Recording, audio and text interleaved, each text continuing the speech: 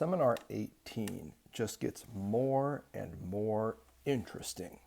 Wild. I just can't even believe what's happening here in Chapter 7. Note how this thing is playing out. Lacan is recounting the story of his return flight from Japan as he flies over Siberia. Presumably he's above the clouds. Clouds are everywhere. And you know that feeling if you've been on a jet where you look out, you're above the clouds, and the clouds themselves start to appear like a landscape?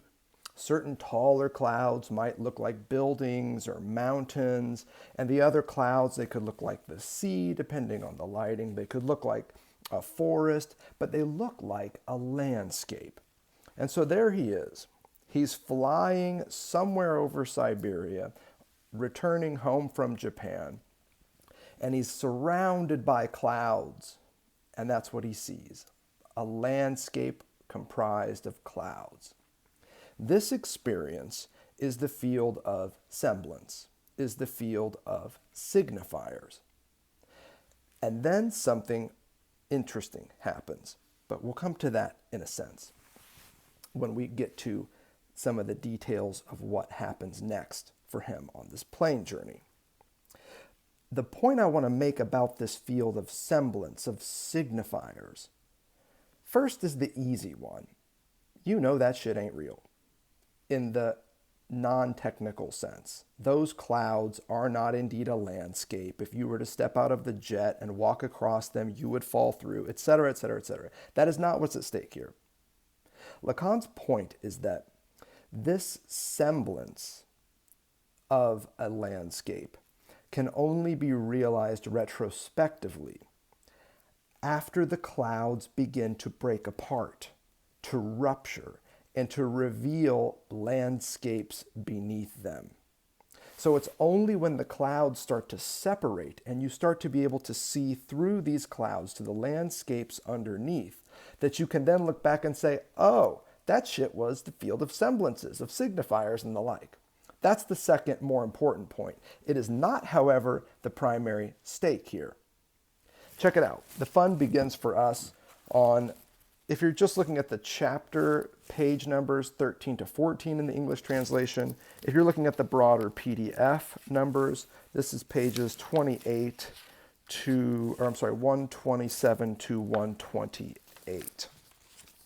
It's a really bizarre passage. You're getting toward the end of the chapter, and Lacan starts riffing on clouds. It's going to be interesting. Let's see what we can make of this. It is indeed in Aristophanes' clouds that I am called to find what is involved in the signifier. I mean the semblance, par excellence, since it is from its rupture that there rains down this effect, from the fact that there is precipitated from it something that was a material in suspension. Okay, so hold off on Aristophanes' clouds or chase that down and see what you want to make of that. It's not an irrelevant reference, I would say.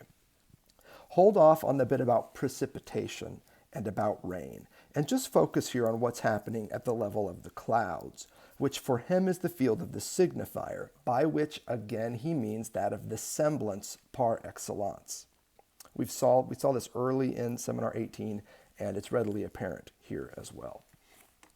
Next paragraph. It has to be said that the Japanese painting, which I told you earlier mixed in calligraphy so very well. Why? And that here there is no lack of clouds. It is from where I was at that moment that I really clearly understood the function of these golden clouds.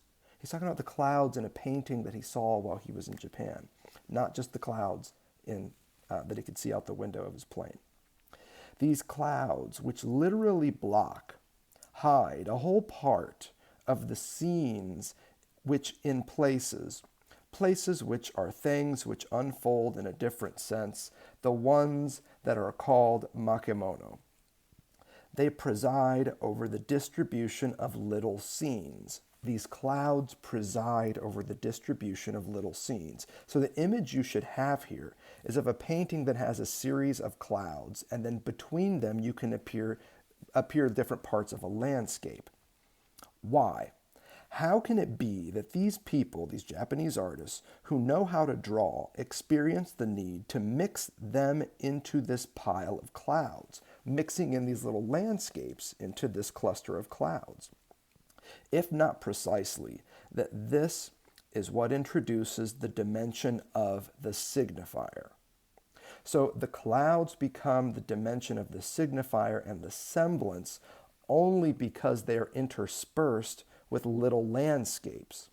That's the point that I was going to make here. But it's not the point where Lacan would stop.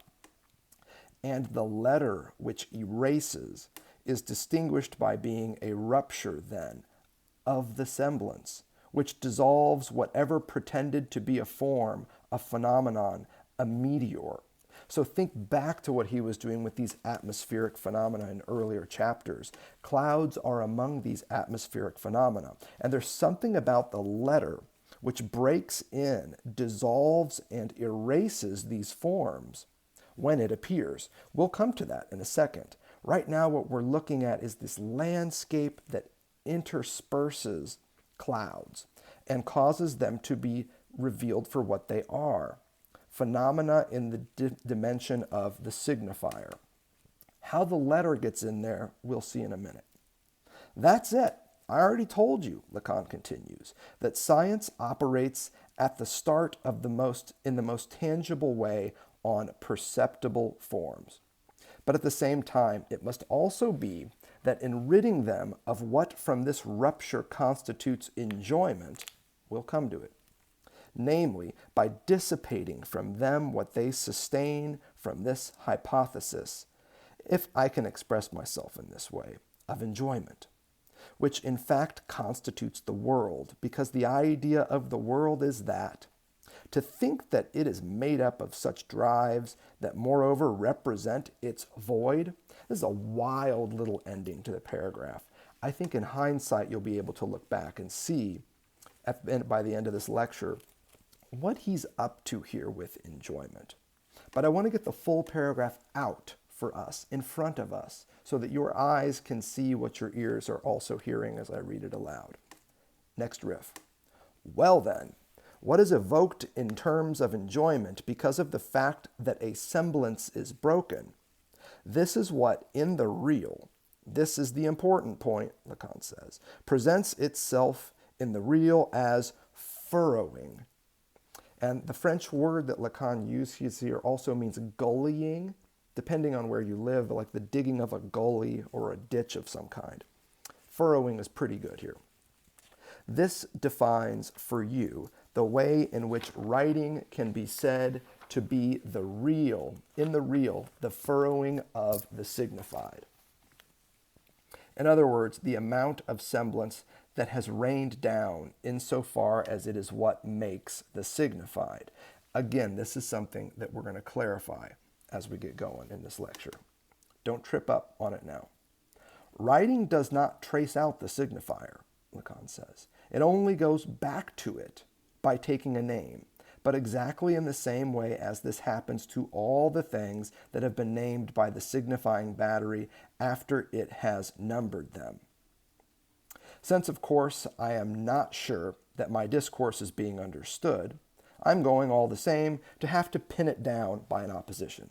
So here Lacan is acknowledging that what he's saying sounds pretty wild, and he's trotting out like 8 or 9 different terms and stringing them all together into this bizarre narrative that is a combination of his experience of flying home from Japan and what he saw in a Japanese painting while he was there, all featuring clouds that, when broken apart, reveal landscapes beneath. Landscapes that then, retrospectively, can remind us that the clouds themselves are semblances. That's partly what he's up to here. But he doesn't think that people are following him. So he's going to try and pin it down, he says. And here it comes. Writing, the letter, is in the real, and the signifier in the symbolic. Like that, this can act as a little jingle for you. he says. Now this paragraph between pages 13 and 14, 127, 128, is a great one. And the two that precede it are also incredibly important. I wanted to start by bringing these out. And I want to suggest that a lot of these latter terms that he's bringing in, writing, the letter, the real, enjoyment, they fit into this narrative in a very particular way. How that fits in, and this particular way in which these terms fit into this narrative of flying home from Siberia and so forth, is the key point of chapter 7. Lacan looks out the window. He doesn't say this explicitly, but let's just imagine this. He looks out the window on this jet ride, this plane ride home from Japan. The clouds part. Now, what does he see beneath the clouds? He sees a coastline. A coastline, between land and sea, there is this thing called the coast. What he sees in particular is called the littoral zone. A littoral zone, it works very well for what he's doing here with the letter as epistolary text, but more importantly as a written inscription, as a furrowing of sorts. But the littoral zone, it comes from the ancient word for coast. It's the intertidal zone that separates land from sea, and it has a very particular topography. So what he's inviting us to imagine is you're flying in a plane, you're looking at all the clouds, and then you're envisioning landscapes, you're imagining landscapes where the clouds are. Then the clouds start to dissipate, they break apart, and you see landscapes beneath. The landscape in particular that you see is a littoral landscape. It's fun to play with this. It's a literal landscape. It's a littoral landscape, which environmental sciences is a very technical term. It means the intertidal zone between a large body of water, ocean, or sea, and a body of land. And we're going to talk about what that is. We're going to talk about each of these three domains, land, sea, and the intertidal or littoral zone between them. You can look this up. It's basic stuff. The three features to this topography are just as you've heard me describe them. There is land, there is sea, and then between them there is this ever-shifting coastline. And it's a coastline that is defined, as an intertidal zone is, by a high tide mark and a low tide mark, a high water mark and a low water mark. Now think about this. High tide, I live in California. I'm near the beach, so this is, but if you don't, you can still imagine this. You've probably been to the ocean, you've seen this shit. High tide is usually indicated, regardless of where the sea is, by all the debris and stuff that you can see slightly inland on a beach. You might find logs, you might find jellyfish, you might find kelp, you might find dead animals. There's all kinds of shit people find washed up on the beach. High tide is usually indicated by the line that these debris items form when the tide is lower than that. Now, if it's high tide, you know where high tide is because the sea reaches up to that point. Low tide is further out. Low tide, or the low water mark, is usually unseen. Think about this. High tide is almost always on display, except at high tide. The low tide mark is usually submerged because the tide is somewhere between low and high tide, and thus you don't see it as readily. High tide is almost always on display except during high tide, and low tide is almost always concealed except at low tide. The littoral or the intertidal zone is this zone between the low tide mark of any given body of water relative to the land it encroaches upon, and the high tide mark, when that water swells a little bigger and encroaches a little further into the land. The littoral zone is what's in between the sea and the land. And this betweenness has itself two limits, low tide and high tide, a low water mark and a high water mark. Beyond the high water mark is land. Beyond high tide is land. So if you're going to build a house and you want to build it by the coast, you damn sure want to make sure that you build that line, build your house well above the high tide line, right? You're not going to build your house on sand, are you, my friends? You've read the Bible. You know that shit ain't wise.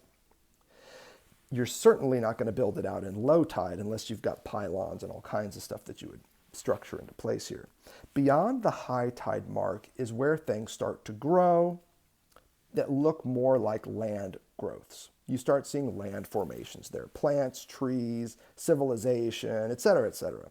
Not to say you can't live at sea, not to say you can't build a house on pylons out at sea, but typically speaking, land, for our purposes, is what begins beyond the high tide mark.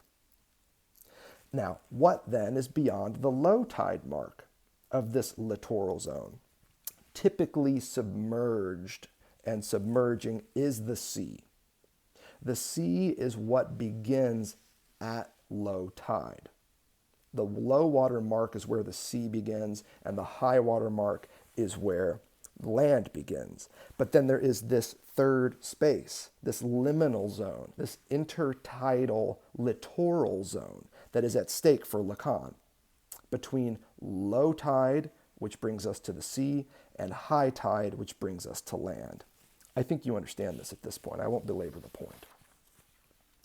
Land for Lacan, toying with this metaphor, is the space of knowledge, is the space of the symbolic, is the space of social order, is the field of what we call surplus enjoyment. Think back to our lectures from Seminar 17. The sea, hear me now, is the part of truth that can't be said, that never comes to surface. Even at the lowest tide, you can still not see the bottom of this particular sea. The sea here in the metaphor symbolizes the part of truth that cannot be said, whose saying is impossible, and thus real.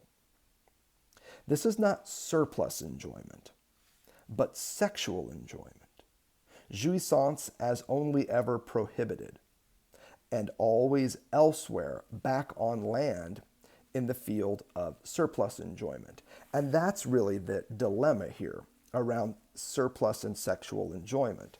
Sexual enjoyment only exists as prohibited, you've often heard me say.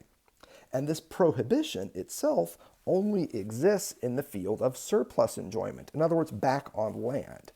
So that's where this metaphor bumps up against its own outer limit. Because sexual enjoyment only exists as a prohibition uttered in the field of surplus enjoyment. The sea only has meaning as unutterable impossibility relative to those on land who perceive it. To drive this home, just recall the lecture from Seminar 17, from our series on 17, where we addressed surplus enjoyment. I think it's freely available. You can find it at Lectures on Lacan or Substack, or you can go to our YouTube page and you can find it there too. Let me summarize some of what was happening in there relative to where we now find ourselves. Sexual enjoyment, you just heard me say, it only exists in the field of surplus enjoyment. And I want to add to this a little something more, recalling our broader lecture on surplus enjoyment from the last series. Sexual enjoyment only ever exists as an illusory, phantasmatic figure. In short, a fantasy in the field of surplus enjoyment. And here's that fantasy. It's the fantasy of an experience that we once had that is no longer, when in fact, sexual enjoyment never was. That's why it's a fantasy. The fantasy is that we once had sexual enjoyment and then we lost it. Society took it from us. That's the fantasy. The fact here, though, is that sexual enjoyment is not a no longer. In fact, it's a never was, because we never had that shit. Hence the fantastical part of this. But check this out as well. Sexual enjoyment is the fantasy of a no longer turned not yet, in the sense that if I just keep at it, I'll eventually get there. I'll eventually arrive at completion, wholeness, Edenic bliss if I just keep pursuing all these uteromorphic experiences. This is the other side of the fantasy of sexual enjoyment, that it's a no longer that we subsequently lost and a not yet that awaits us if we just consume long enough. If we finally find the right commodity, it'll be the commodity that makes us whole. We're not there yet, but we might get there soon if we just keep at it. But here's the thing. Sexual enjoyment is a never was, fantasized as a no longer. And here's the second part.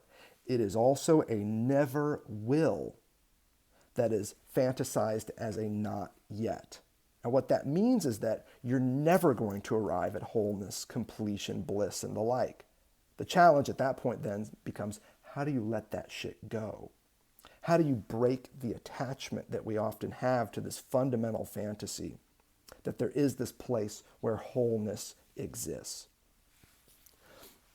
The truth is, sexual enjoyment exists as a fantasy in the field of surplus enjoyment that keeps us from ever encountering the truth, which is that sexual enjoyment never was and never will be.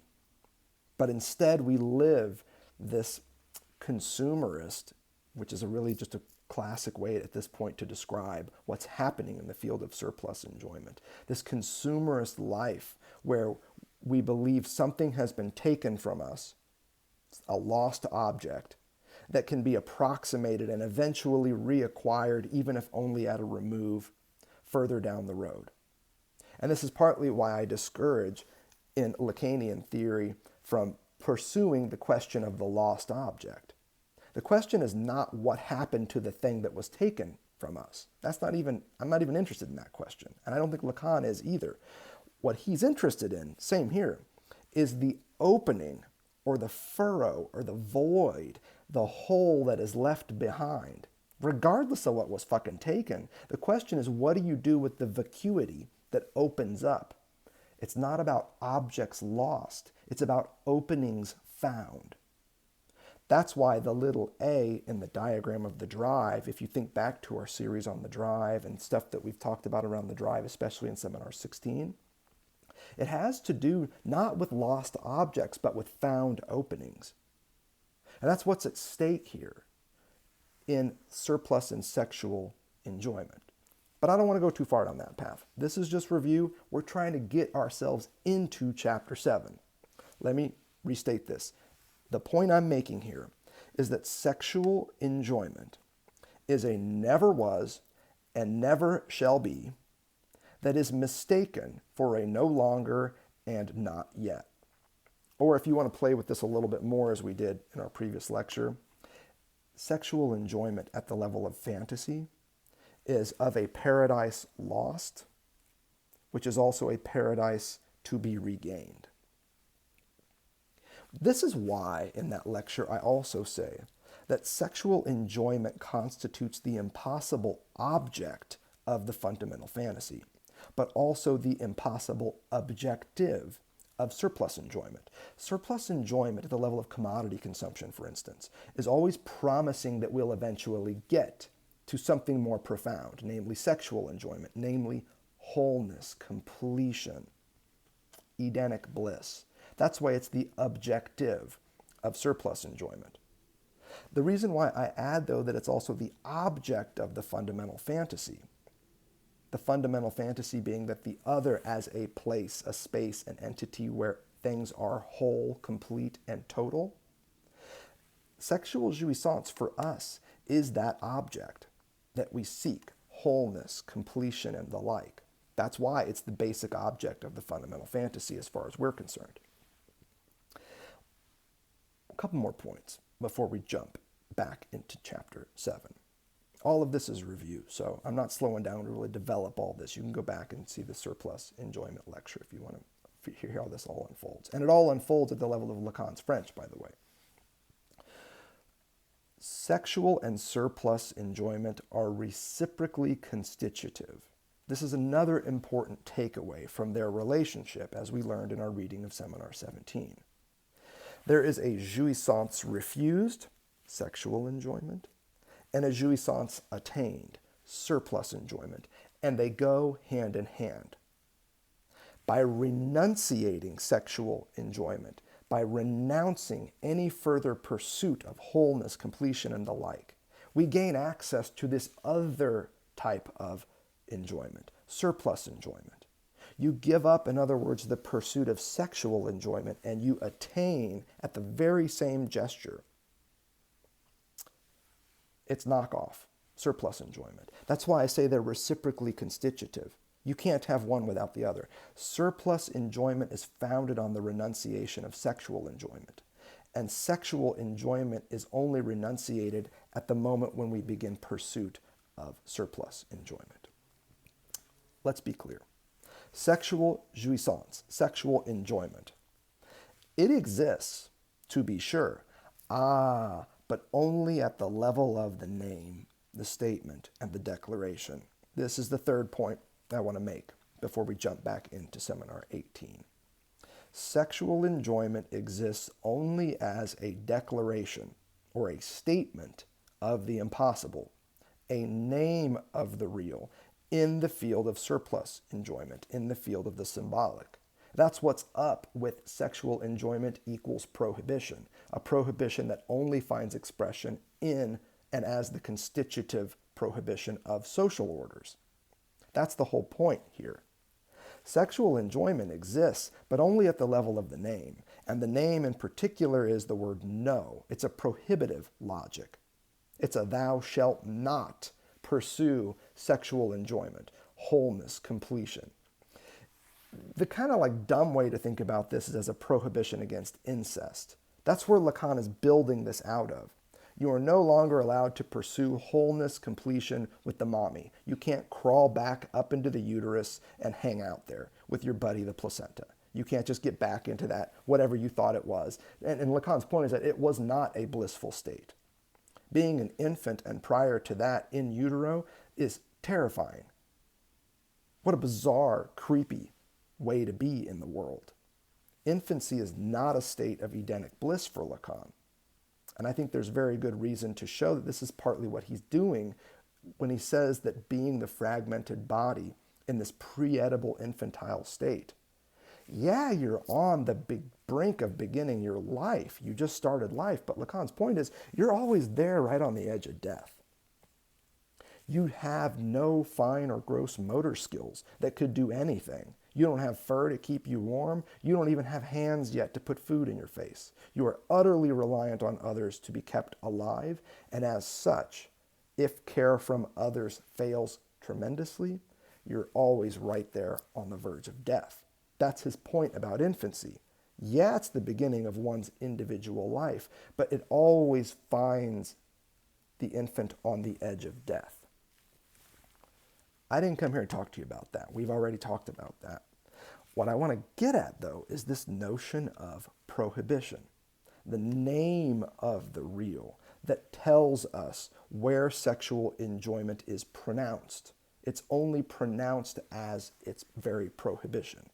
This is what we meant earlier on when we talked about the sexual law being laid down as a prohibition against wholeness, completion, consistency, and oneness, namely sexual jouissance.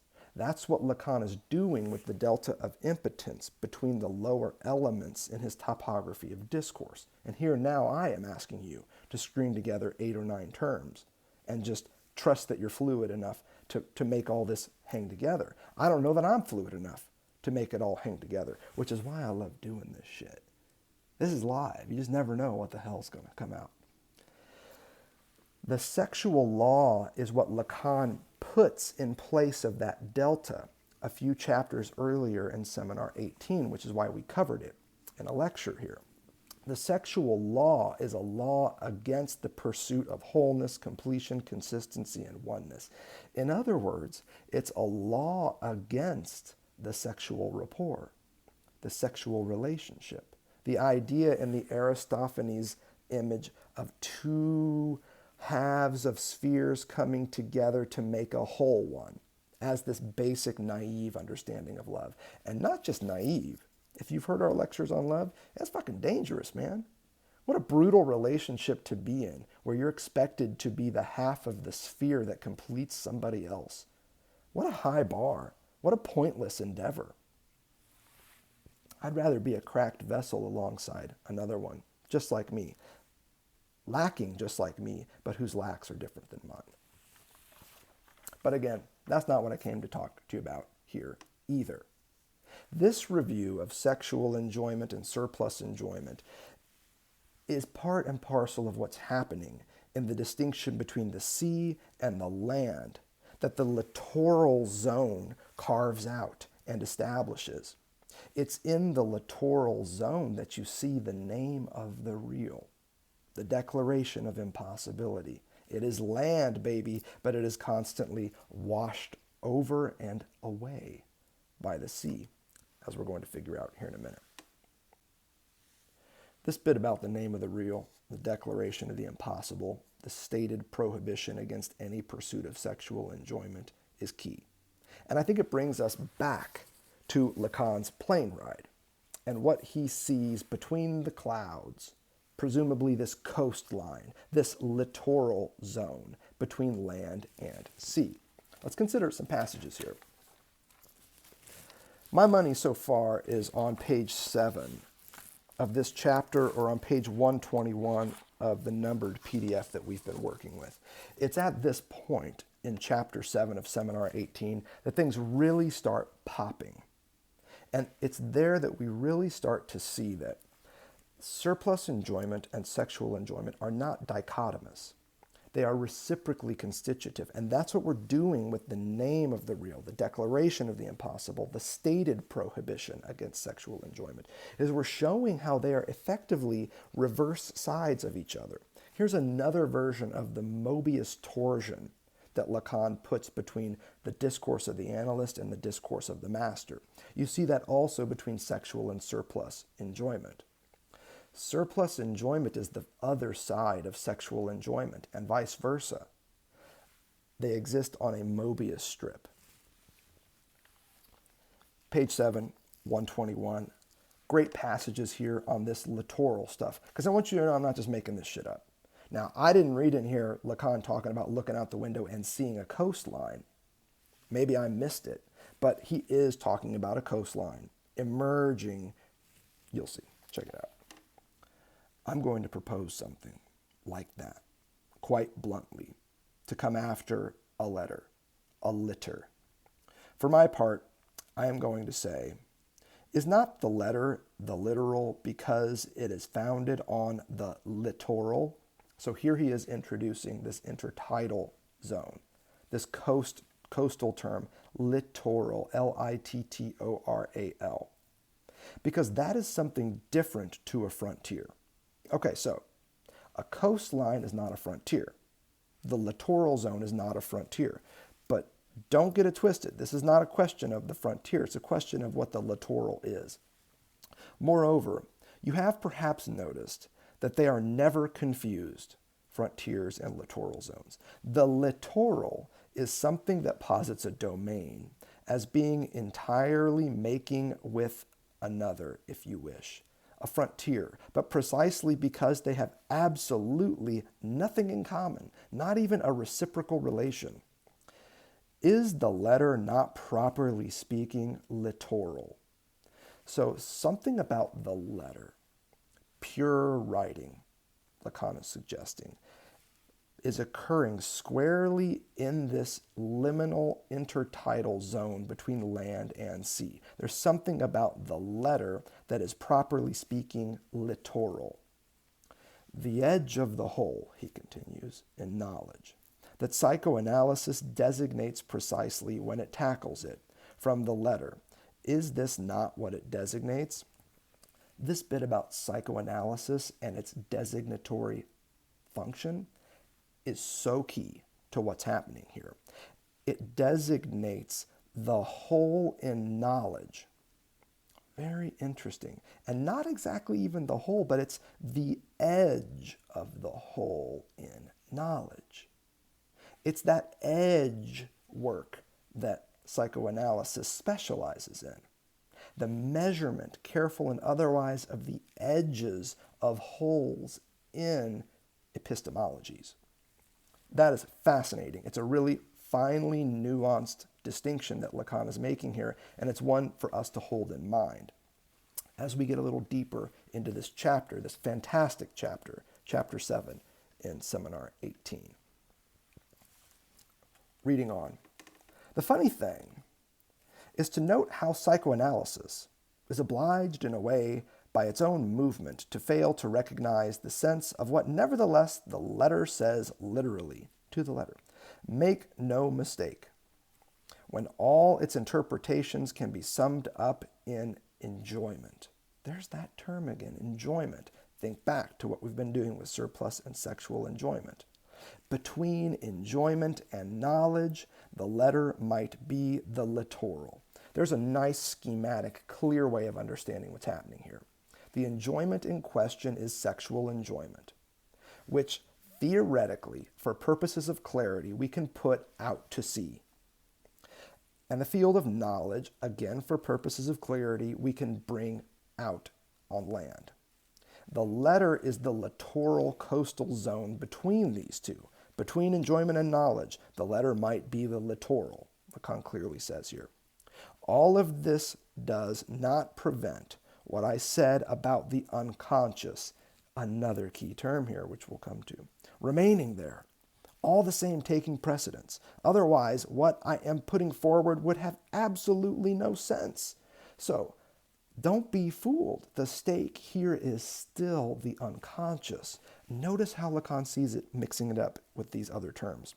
We still have to know how the unconscious, which I say is the effect of language, because it presupposes its structure as necessary and sufficient, how it commands this function of the letter. Ah, now that is nicely said. How the unconscious commands the letter in the littoral zone between the land masses of knowledge and the sea forms of jouissance. That's great stuff for us to hold in mind. Great passage to have your finger on as we start twisting and turning into some different stuff. Also right here on the pages of chapter 7. So here's what we got so far. Writing, the letter, and I might suggest one letter in particular, although it's not the letter you think.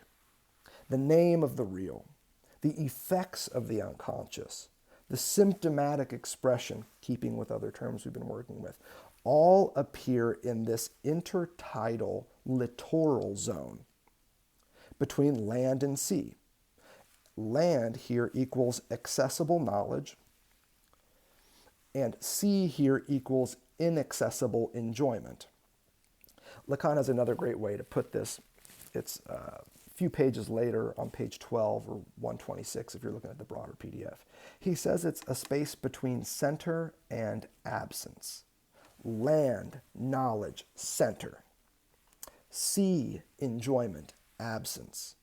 Between those two domains, there is this third that is the littoral zone. And that's what's at stake in all of this, because it's precisely there that we see the name of the real, writing, the letter, the effects of the unconscious. It's there that we see symptomatic expressions occurring. And all subject to a lot of the same action that you see when you go to the beach. And that's going to become increasingly important as we take some next steps. Check it out.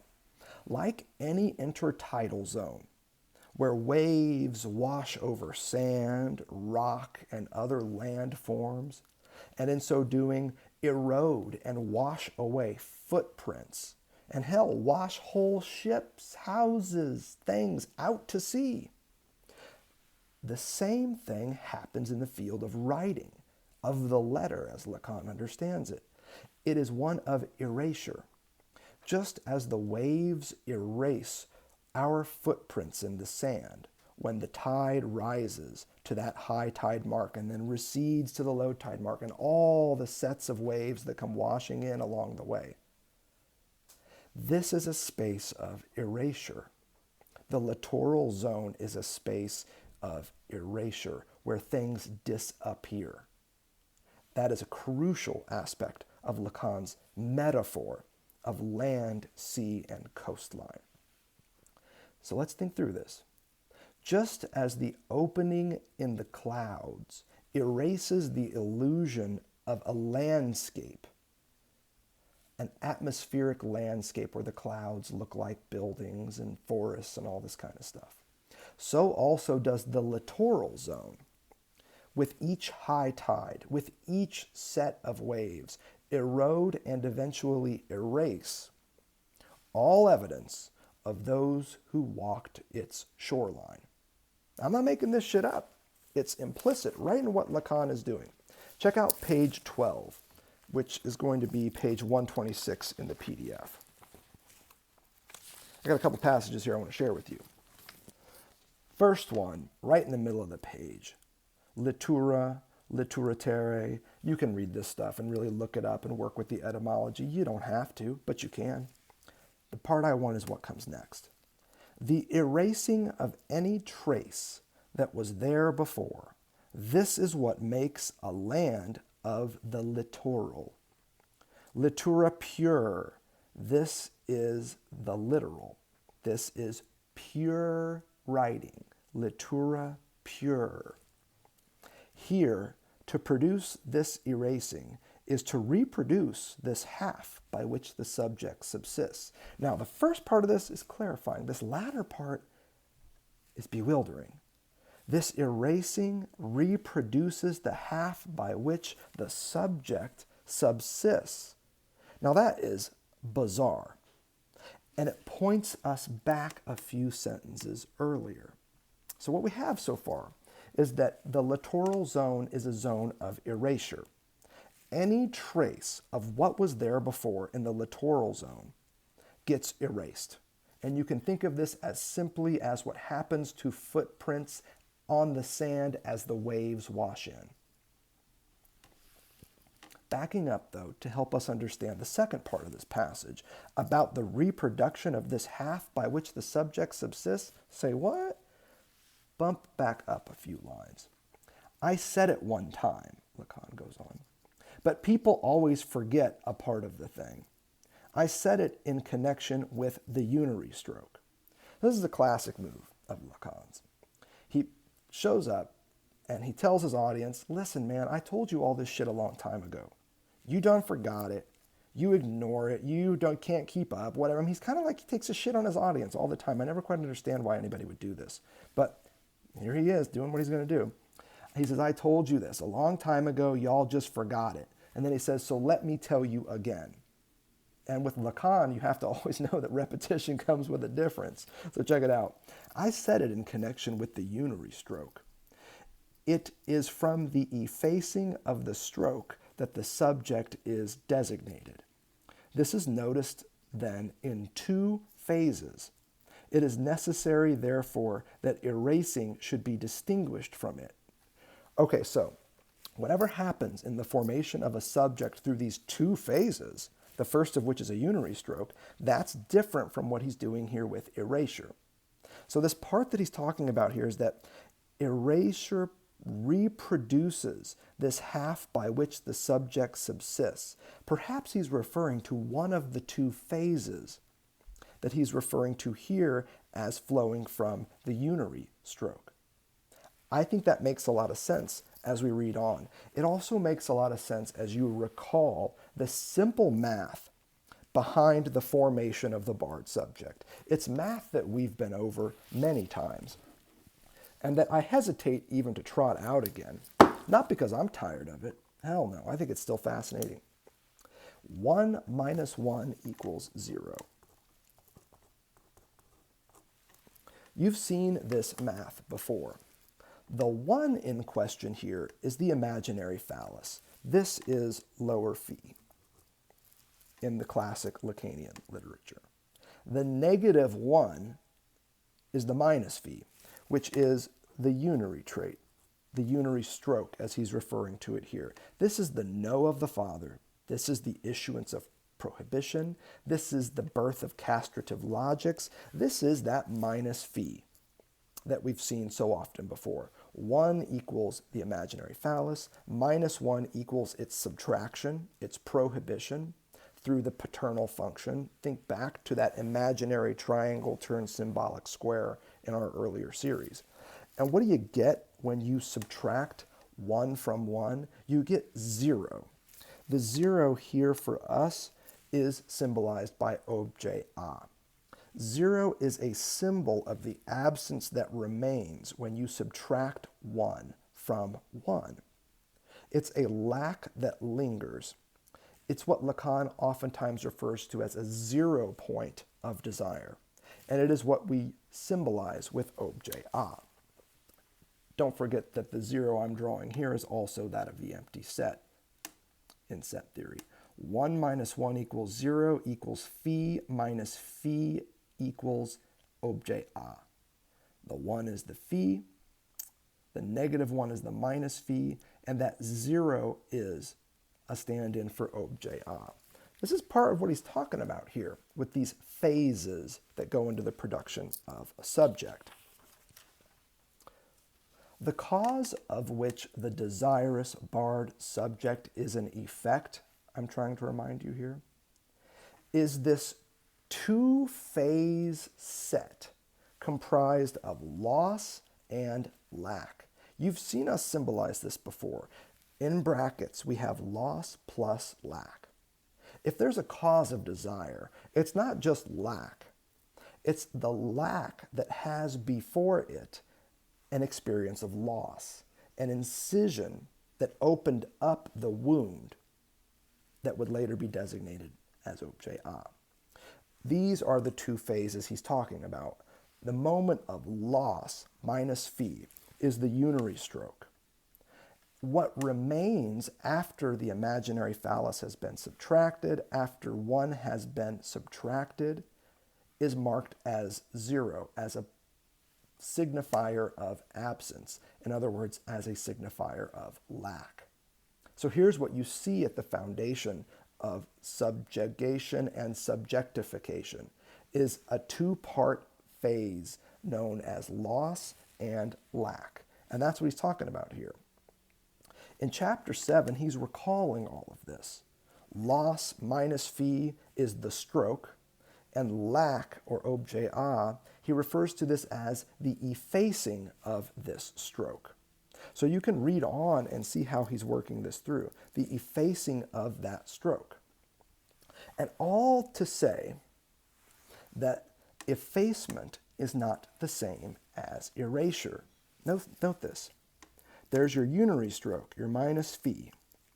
It is from the effacing of the stroke. That's what objet a designates. It's an effacement of the stroke that the subject is designated. This is noticed then in two phases, loss and lack. The stroke or the incision or the cut, and then the effacement of that cut with another symbol that marks the opening it leaves behind. It is necessary, therefore, that erasing should be distinguished from this effacement. And that's what's at stake in chapter 7 as he moves towards this littoral zone as a space of erasure, where waves wash footprints away. Erasure is not the same as effacement. They are related, but they are not the same. The effacement of loss that we see in the experience of lack symbolized by objet a is different from the type of erasure that occurs in the field of pure writing. Little a, you see, is the smudge, the smear, the streak left behind by castration, from phi to minus phi, from 1 to minus 1. Erasure, though, is what happens when we remove this smudge, smear, or streak, this trace. Just as waves wash away all the traces of the beach walkers when they come washing in. The symbol Lacan provides for this erasure is not objet a, and yet it is still a letter in the literal sense. The image he gives for this erasure of effacement is the horizontal bar in topographies like master signifier over the barred subject. Earlier, like signifier over signified. The bar in between, the horizontal line, he says, is this erasure of the effacement, the smear, the smudge, the trace that's left behind from castration. This, I would just add, is in stark contrast to what Lacan explicitly tells us about the unary stroke in chapter 7. Namely, it's always vertical. He says this, page 11, page 125, you can go track it down. The unary stroke is always a vertical slash, beginning the process known as castration. The erasure in question that Lacan is working with in the littoral zone is not a vertical line, but a horizontal line, represented by the bar between signifier and signified. This is what he's up to here. This is the letter in question. Pure writing at the level of the letter. This is what's at stake for us. And I want to say some wild shit about this, because why not? What else are we doing? Let's take some chances with this. In light of what you've heard about the difference between effacement and erasure, objet a as descending from the vertical stroke of the unary trait, and the horizontal bar as a kind of pure writing, a furrow, as we've heard him describe, a gullying of sorts. It brings us to some adventurous conclusions. Pure writing, at the level of the letter. I want to end by suggesting that it is simultaneously what appears in and as the intertidal zone between knowledge and enjoyment, and the way we measure and in measuring inaugurate discussion about this ever-shifting intertidal zone. The pure writing that we're trying to suss out here at the level of the letter, it has these two functions, appearance and measurement. It appears in and as an intertidal zone between land and sea, knowledge and enjoyment. It's a series of appearances on the beach. But we also use pure writing to measure the ever-shifting line between land and sea that is this intertidal zone, that is itself constantly moving the way the waves and the tides move between upper water lines and lower water lines. Pure writing is what appears, but it's also the way we measure what appears in this littoral zone. Which brings us to the even wilder conclusions. As appearance in this littoral zone, pure writing is commanded by the unconscious. And as measurement and cause for discussion, pure writing is guided by psychoanalysis.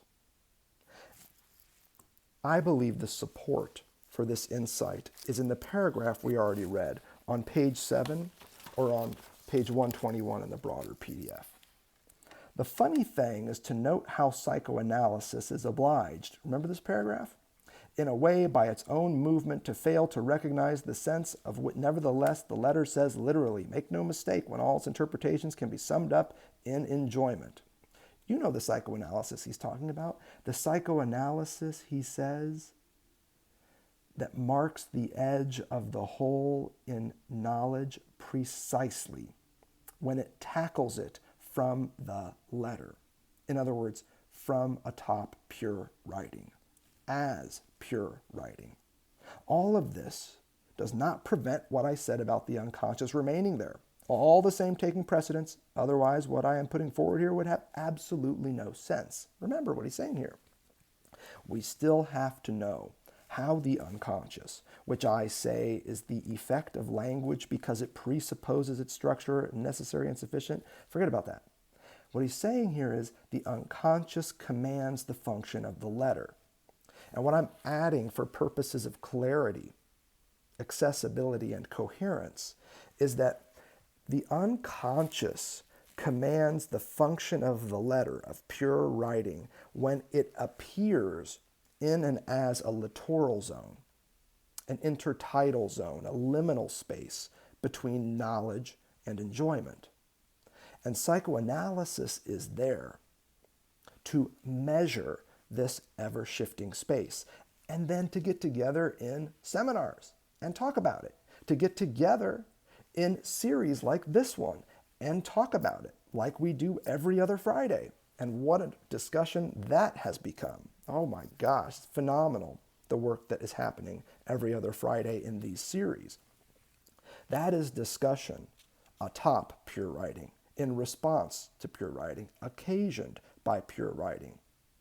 So as appearance, pure writing is commanded by the unconscious. Think symptom.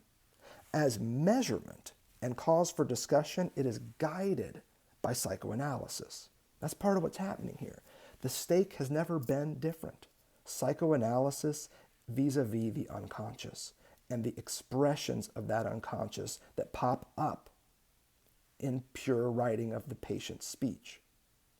And now you've got psychoanalysis with all of its mathemes, formulas, diagrams, and the like that are used to measure and assess those symptomatic expressions, those other expressions of pure writing. Isn't this exactly why at the end of chapter 7 in seminar 18, Lacan is emphasizing the difference between the curvatures of nature and the, quote, straight lines of radical scientific inquiry at the level of the map, the level of the diagram, and the like? You can check it out. It's on page 14 or 15, starting about on page 128 of the PDF. I give you both page numbers just in case you need them. It starts really at the bottom of 14 and continues to 15, bottom of 128, top of 129. It's worth reading this just so you can see what's happening. And what I'm going to try and show by revealing this paragraph in probably a different way than you read it initially is that as appearance, pure writing shows up, it washes up, it's left behind on the beach in all of its curvy, loopy, elliptical, parabolic forms. Nature doesn't move in straight lines. That's Lacan's point. Nor does the unconscious. The discourse commanded by the unconscious does not occur in a straight line. It emerges as a series of tropes, trips, loops, curvatures, parabolae. This is a great one too. Parabolic, as a series of parabolic expressions. Para is the Greek word for alongside. It can also mean against. And balian is the Greek verb for to throw. So ballistics has to do with missile launching and shit like that. It's also from the word to throw. Ball is from the Greek verb balian, which means to throw.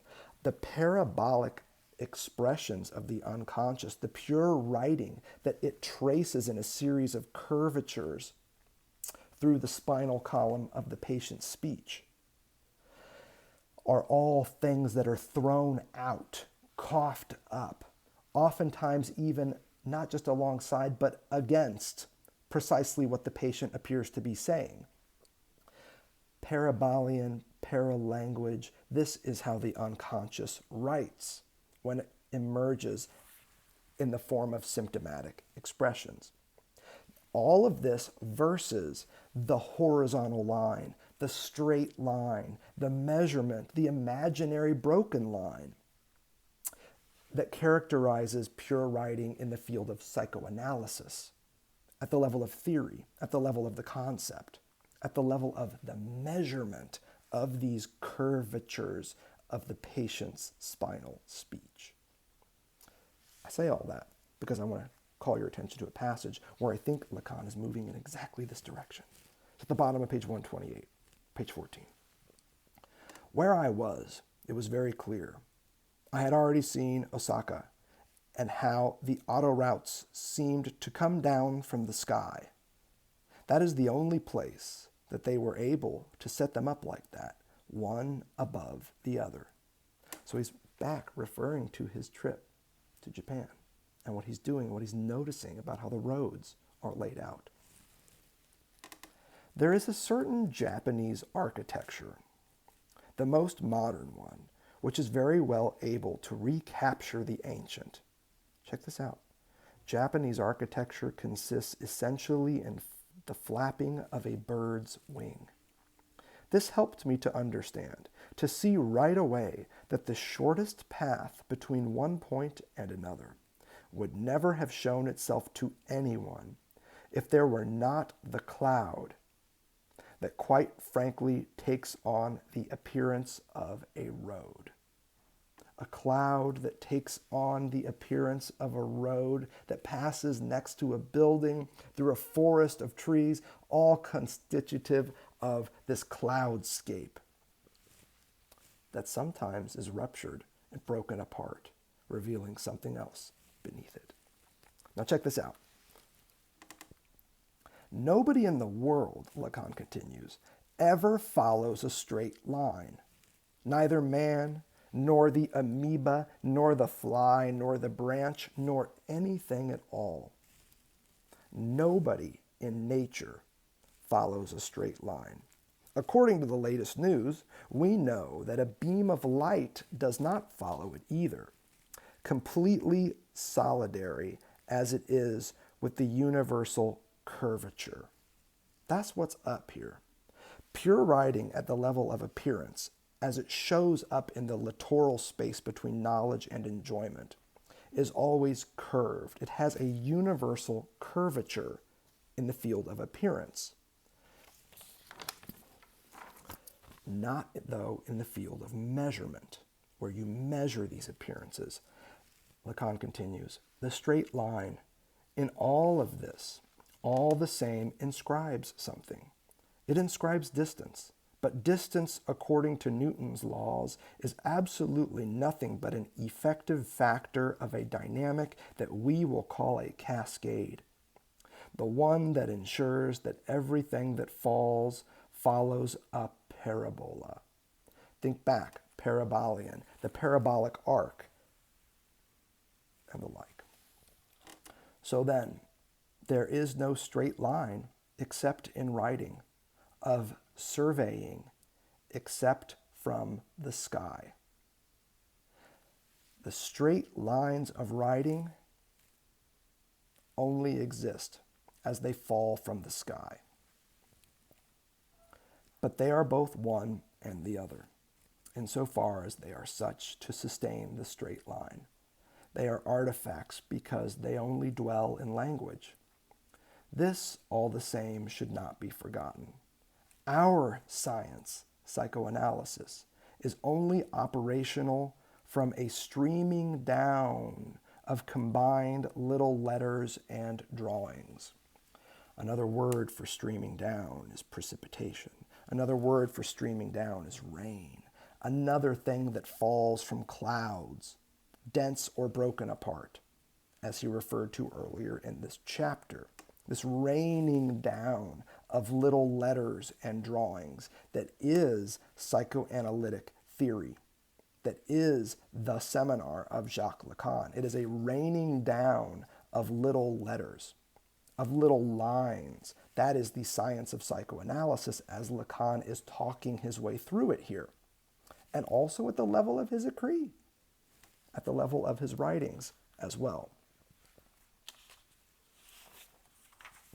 Where then does this put us relative to the basic wager of this entire seminar, Seminar 18, namely on the possibility of a discourse that might not be a semblance?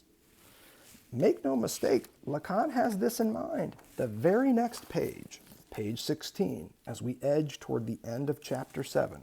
It's page 130 in our numbered PDF. Notice how he puts this. Is it possible, in short, to constitute from the littoral a discourse such that it is characterized, as I am putting the question this year, by not being emitted by a semblance? He is right back to the title of this seminar and the opening inquiry of this seminar. Could we have a discourse that is not a semblance? And now the question is, could it be a discourse that we find in this littoral intertidal zone between knowledge, land, and jouissance, the sea. Could this be the place where we find a discourse that is not a semblance? And right now what we have in front of us are two different types of pure writing. There's the pure writing that emerges in parabolic symptomatic expressions, and then there is the pure writing that is the psychoanalytic measurement of those parabolic expressions. The unconscious drives the former, and the analyst drives the latter. The unconscious commands the letter at the level of its parabolic, curved appearance. And the analyst, psychoanalysis, commands the measurement of those curvatures, of those pure writings, resulting in more pure writing, followed by additional speech, like what's happening here, and also like the transcript that we're reading. By way of conclusion, recall what appears when the clouds part. When the semblance of an atmospheric landscape is broken. It's going to involve us flipping back a few pages. Like all things parabolic, sometimes you got to go backwards and forwards, bouncing in and out of different passages to get at the stakes. We find ourselves again at the bottom of page 13, top of 14, 127 or 128, if you've got the PDF. It's a passage you've heard, but now maybe you'll hear differently. Well then, what is evoked in terms of enjoyment because of the fact that a semblance is broken? This is what in the real, this is the important point, presents itself in the real as furrowing. This defines for you the way in which writing can be said to be in the real the furrowing of the signified. In other words, the amount of semblance that has rained down insofar as it is what makes the signified. Writing does not trace out the signifier. It only goes back to it by taking a name, but exactly in the same way as this happens to all the things that have been named by the signifying battery after it has numbered them. And you'll recall this is the precise point where Lacan's like, okay, I know that was some enigmatic shit I just said, so let me hit you with the little jingle, writing the letter, the real, the signifier, in the symbolic. Let's make no mistake around this issue of signifieds. At issue here is the appearance of images, not meanings, or more precisely, images whose ability to carry meaning, metaphore, to carry meaning, hasn't even been determined, much less what this meaning might be.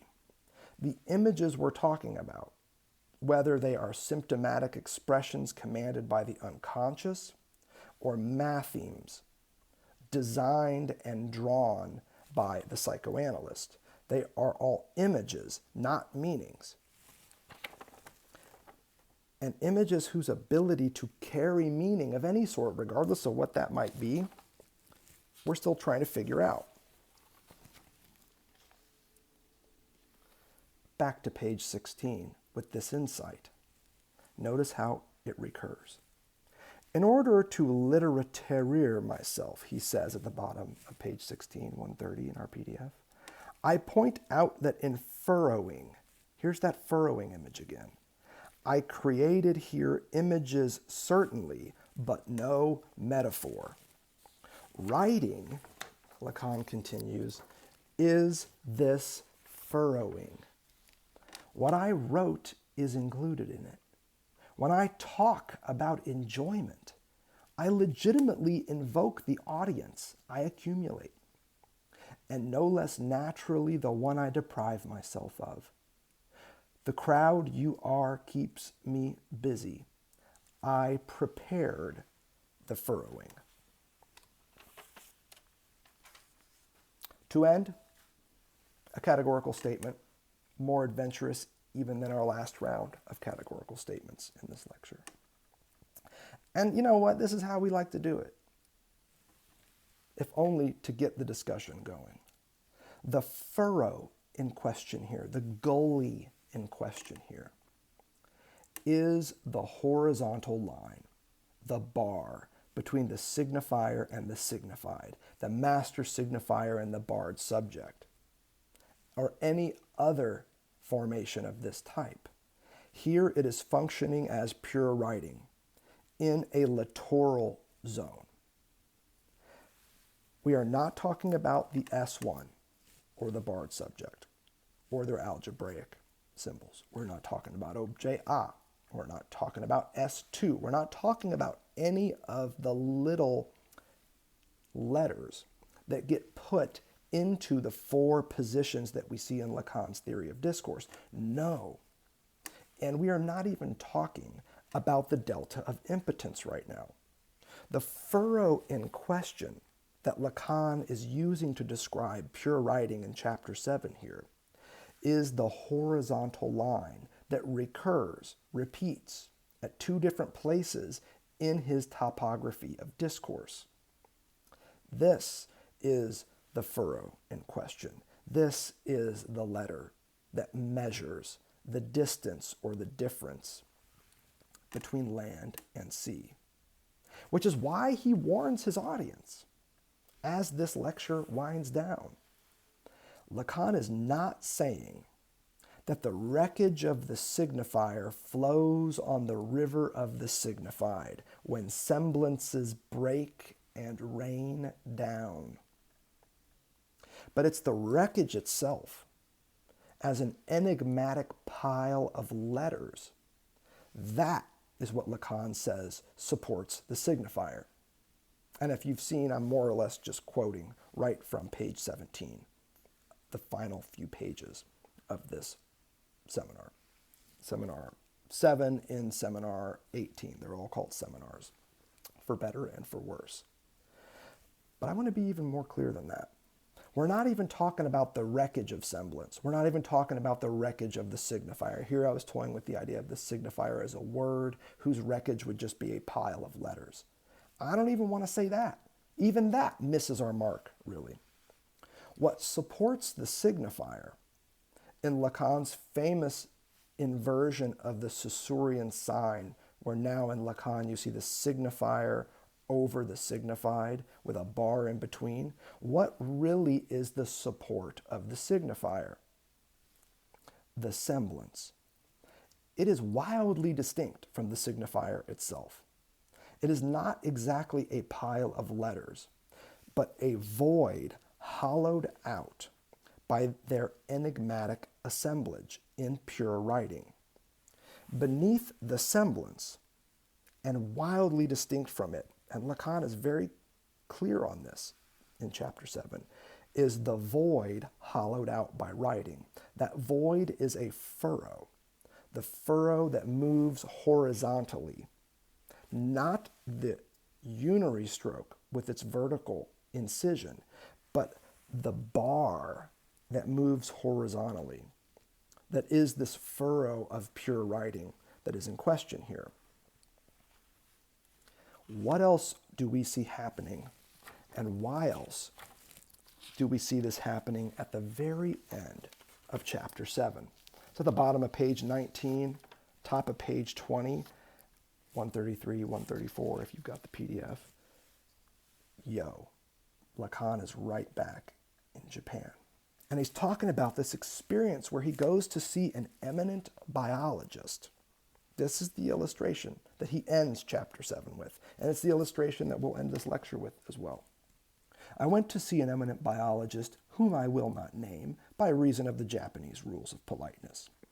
This encouraged him to show me his works, naturally where they are done, on the blackboard. Anytime Lacan brings up a blackboard, you gotta be thinking pure writing. You gotta be thinking stars in the night sky. You gotta be thinking what he's doing in the margins of this transcript that we have in front of us. The fact that for lack of information, I understood nothing about it, in no way rules out that what he wrote, his formulae, by being entirely valid, valid for the molecules of which my descendants will make themselves the subject without me ever having to know how I will transmit them to them, which made it likely that for my part I classify them among living beings. What else is chapter 7 of Seminar 18, delivered and recorded on May 12th, 1971? But the psychoanalytic speech occasioned by this enigmatic series of formulae on an eminent biologist's blackboard in Japan. It's tempting to think that this is about what Lacan sees as he flies over the coast of Siberia, the clouds parting, revealing this littoral zone, this zone in between, where we don't see the real but its name. We don't see the impossible but its declaration. We don't see impotence but its statement. We see symptoms. And where in psychoanalytic theory we are able to begin measuring a zone whose demarcation is constantly changing, the same way that coasts are always eroding, evolving, expanding, and in our case, at this stage in human existence, disappearing. What else is everything that you've just read in chapter 7, this transcript of Lacan's May 12, 1971 address, but psychoanalytic speech occasioned by what he sees on the blackboard, not from his plane ride home, but when he was at this eminent biologist's office and they got to talking in ways that Lacan straight up admits, I understood nothing about what this person was saying. More particularly, I understood nothing about what he was writing on the blackboard. Lacan is just as much a student of pure writing as he invites us to become.